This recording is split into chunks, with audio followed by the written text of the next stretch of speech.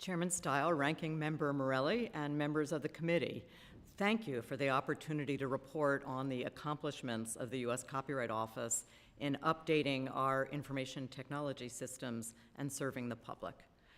IT modernization continues to be a top priority for the office, as well as one of our main strategic goals.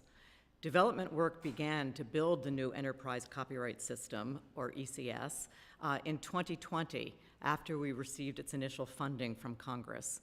Since I joined the office in October of that year, we've made significant progress thanks to the close and productive collaboration we've established with the library's Office of the Chief Information Officer, or OCIO. As we work together, the Copyright Office determines the evolving business priorities for ECS, and OCIO manages the software development and implementation. Two major components of ECS are already being successfully used by the public. We are now mapping out next steps and timing with a focus on registration. The first ECS component to be developed was recordation, given the need to take an antiquated paper-based process into the 21st century. We now have an efficient online recordation system, which is used for more than 80% of submissions. Average processing times have fallen from months to weeks. We've also made available to the public a pilot of our new Copyright Public Record System, or CPRS. This will replace the existing public catalog with a more user-friendly system as the authoritative source for registration and recordation information. We're currently accelerating the pace of work on registration, which is the largest and most complex and most visible component of ECS. The office has had an electronic registration system known as ECHO for more than 15 years now.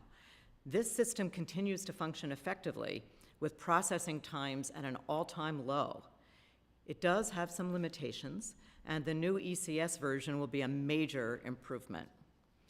Over the past year, the Copyright Office and OCIO have together completed a great deal of work in developing the registration system.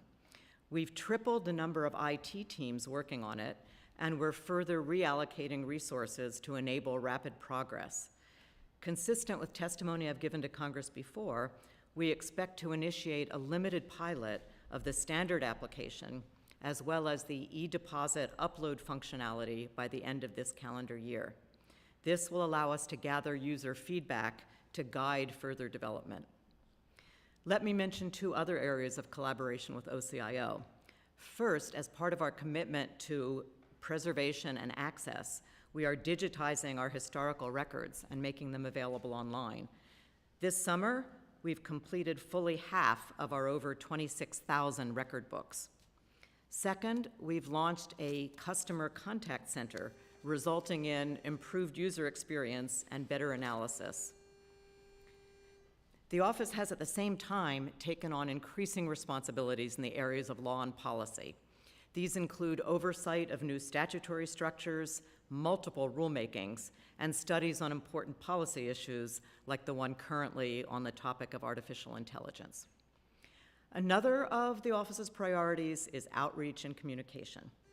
We are committed to maximum transparency, and we consult regularly with the public in both formal and informal ways.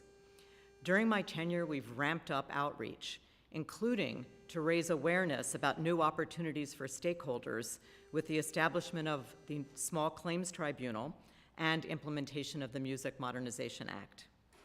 We also obtain public input through the notice and comment process, as well as holding or joining meetings as requested by stakeholders. On IT modernization in particular, the office has hosted numerous public events. We conduct training webinars for systems in production, gather feedback via email, and ask users to complete online surveys. Responses have been very positive, with strong interest in additional features. We've also established a more sustained formal mechanism for receiving input. In 2021, the librarian appointed a Copyright Public Modernization Committee, or CPMC, to discuss the technology-related aspects of the office's services. In its initial 3-year term, the CPMC held 6 public online meetings, as well as several informal briefings, and the librarian has reauthorized it for an additional term. And once the new members are selected, we plan to hold a meeting before the end of the year. So I'll close by thanking the committee for its support of the work of the Copyright Office and the library to enable continued development of copyright IT systems. And I'm pleased to answer any questions.